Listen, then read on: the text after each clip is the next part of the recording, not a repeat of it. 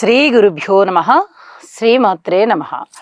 మా భక్తి టీవీని ప్రోత్సహిస్తున్నటువంటి మా ప్రేక్షకులందరికీ ధన్యవాదాలు తెలియజేస్తూ 17 ఆగస్టు 2025 నుంచి 23 ఆగస్టు 2025 వరకు గల కాలానికి రాశి ఫలితాలు తెలియచెప్పుకుందాము. ముందుగా గ్రహస్థితులు. వృషభంలో చంద్రుడు ఉచ్చులో, అలాగే మిథున రాశిలో శుక్ర గురులు, కర్కాటక రాశిలో బుధుడు, సింహరాశిలో రవి కేతువులు, కన్యరాశిలో కుజుడు, రాహువు గారు వచ్చేసి కుంభరాశిలో, అలాగే వక్రించిన శని గారు మీనరాశిలో. వారాంతానికి వచ్చేటప్పటికి చంద్రుని యొక్క గమనము సింహరాశిలోకి వచ్చింది. శుక్రుని యొక్క గమనము కర్కాటక రాశిలో బుధునితో పాటుగా ఉన్నది. ఈ రెండు గ్రహాలు కూడా మార్పు చెంది ఉన్నాయి. ఇక గ్రహ సమ్మేళనాల విషయానికి వస్తే గురు శుక్రుల యొక్క కలయిక చాలా అద్భుతమైనటువంటి ధన యోగాలను ఇస్తుంది. అలాగే రవి కేతు కలయిక కొంచెం పితృవంశానికి సంబంధించినటువంటి గ్రహస్థితులు అన్నమాట ఇవి. వీలైనంత వరకు పితృదేవతలని తలుచుకోవడం, అంటే గతించిన పెద్దలని తలుచుకోవడం, వారిని స్మరించుకోవడం, వారికి ఏదన్నా కొంచెం తర్పణం విడవడం, వారి పేరుతో అన్నదానం చేయడము, ఇలాంటివి చాలా చాలా మంచిది. ఇక వారాంతానికి వెళ్ళేటప్పటికి బుధ శుక్రుల కలయిక జరుగుతుంది. ఇది బుధ శుక్రులు ఇద్దరు కూడా చాలా సున్నితమైన ప్రవర్తనతో ఉంటారు. వారి యొక్క కలయిక అంత మంచిగా ప్రవర్తన నిదానంగా ఉండేటట్టుగా చేస్తుంది. ఇక చంద్రుని యొక్క కలయిక కూడా రవికేతువులతో పాటు వచ్చి ఉంది. ఇది అమావాస్యను సూచిస్తూ ఉంటుంది. త్రయోదశి, చతుర్దశి, అమావాస్య, పాడ్యమి ఈ 4 తిథుల్లోనూ ఏ 2-3 తిథుల్లో అయినా కూడా చంద్రుడు రవితో కలుస్తూ ఉంటారు. నెలకొక్కసారి ఇది జరుగుతూ ఉంటుంది. అయితే రవిచంద్రుల కలయిక చాలా చాలా మంచిది.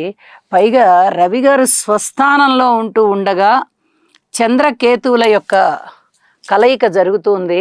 కొద్దిగా ఏదైనా అనుమానాలకి దారితీస్తూ ఉంటుంది. అంటే ఎక్కువగా ఇది నమ్మాలా వద్దా, మనని సరిగ్గా గైడ్ చేస్తున్నారా లేదా అనే లాంటి ఆలోచనలు వస్తూ ఉంటాయి. అవి ఏ రాశి వారికి వస్తున్నాయి అనేది ఆ రాశుల్లో తెలియచెప్పుకుందాము. రవిచంద్రుల కలయిక అయితే మటుకు చాలా మంచిదే.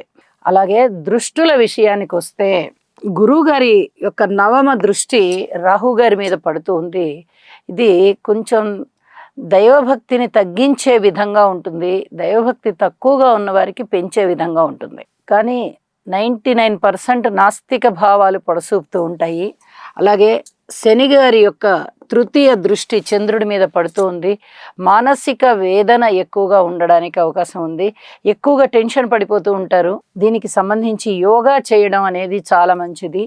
ఇక కుజుని దృష్టి శని గారి మీద, శని గారి దృష్టి కుజుని మీద. ఈ దృష్టిలు అస్సలు ఏమాత్రం మంచివి కాదు. ప్రయాణాల రీత్యా జాగ్రత్తగా ఉండాలి, ఆరోగ్య రీత్యా జాగ్రత్తగా ఉండాలి, కోర్టు కేసుల రీత్యా జాగ్రత్తగా ఉండాలి.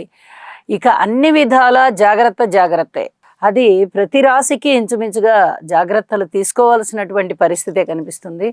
కాబట్టి ఈ శని కుజ స్తోత్రాలు తప్పనిసరిగా చదవండి. అలాగే రవి కేతు రాహు ఈ స్తోత్ర పారాయణాలు కూడా తప్పనిసరిగా ప్రతి మనిషి పారాయణ చేయడం అనేది చాలా చాలా మంచిది. గ్రహస్థితులు ఈ 4 గ్రహస్థితులు అంతగా బాలేని కారణం చేత. అలాగే యోగా చెయ్యండి, మానసిక స్థిమితం కూడా ఉంటుంది అని చెప్పి తెలియజేస్తూ, ప్రతి రాశికి ఇంకా ఏమైనా పరిహారాలు ఉన్నాయా అనేది ఆ రాశికి చేసే వీడియోలో చెప్తాను. రాశి వివరాల్లోకి వెళ్దాం. వృషభ రాశి వారికి ఈ వారం రోజుల కాలాన్ని పరిశీలన చేసినట్లయితే చాలా చాలా అద్భుతమైనటువంటి గ్రహస్థితులు ఉన్నాయి.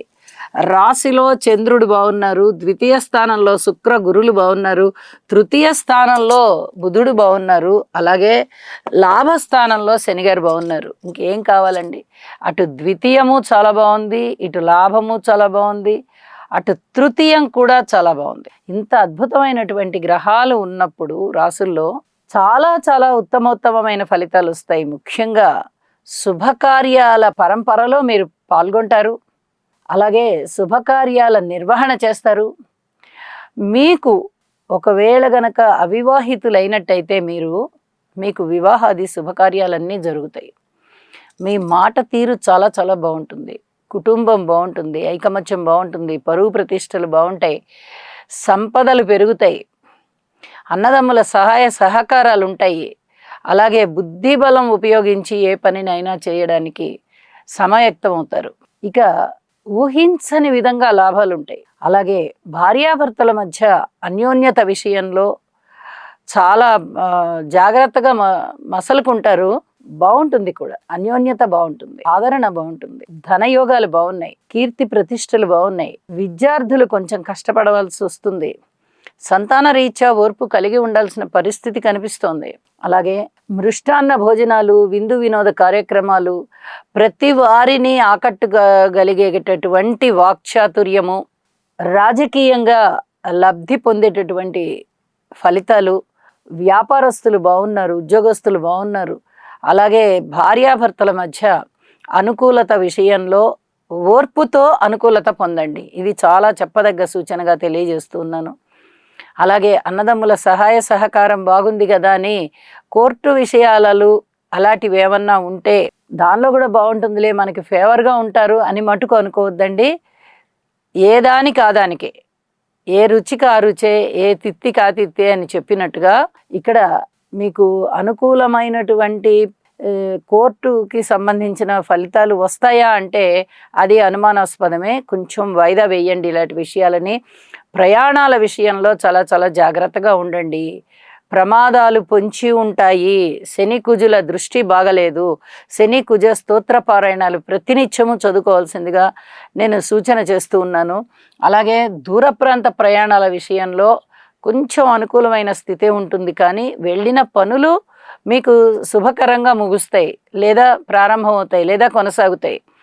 కానీ వెళ్ళే మార్గాంతరాల్లో, వచ్చే మార్గాంతరాల్లో చాలా వరకు ఇబ్బందులు ఉంటాయి అని చెప్పి తెలియజేస్తూ ఉన్నాను. ఇక కార్మికులు, కర్షకులు, నేత పని వారు, చేతి వృత్తుల వారు ఇచ్చది వారందరూ ఎలా ఉన్నారు అంటే చాలా చాలా బాగున్నారు. వారి యొక్క కాయ కష్టం ఏమిటి అనేది చక్కటి ఫలితాలను ఇస్తూ ఉంటుంది. వ్యవసాయదారులు బాగున్నారు.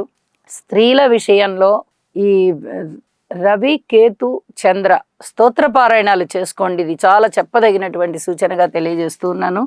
ఇక ఏదైనా పెట్టుబడులు పెట్టేటట్టయితే గణాధిపతికి పూజ చేసుకుని అప్పుడు మీ వ్యాపారాలలో పెట్టుబడి పెట్టుకోండి. అదనం పెట్టుబడి, కొత్తగా వ్యాపారాలు మొదలు పెట్టాలి అనుకున్నవారు మీ జన్మజాతకాన్ని చూపించుకొని అప్పుడు ముహూర్తాలు నిర్ణయింపజేసుకోండి. ఇక వారాంతానికి వెళ్ళేటప్పటికీ శుక్రుని యొక్క సంచారం కానీ, చంద్రుని యొక్క సంచారం కానీ అంతగా లబ్ధి చేకూర్చేటటువంటి స్థానాలలో లేని కారణం చేత వారాంతం వరకు ఉన్నటువంటి వార ప్రారంభపు గ్రహస్థితులే మంచి ఫలితాలను ఇస్తూ ఉంటాయి అని భావిస్తూ పరిహారాలు చేసుకుంటూ మరింతగా అభివృద్ధిని పొందవలసిందిగా సూచన చేస్తూ ఉన్నాను. శుభం.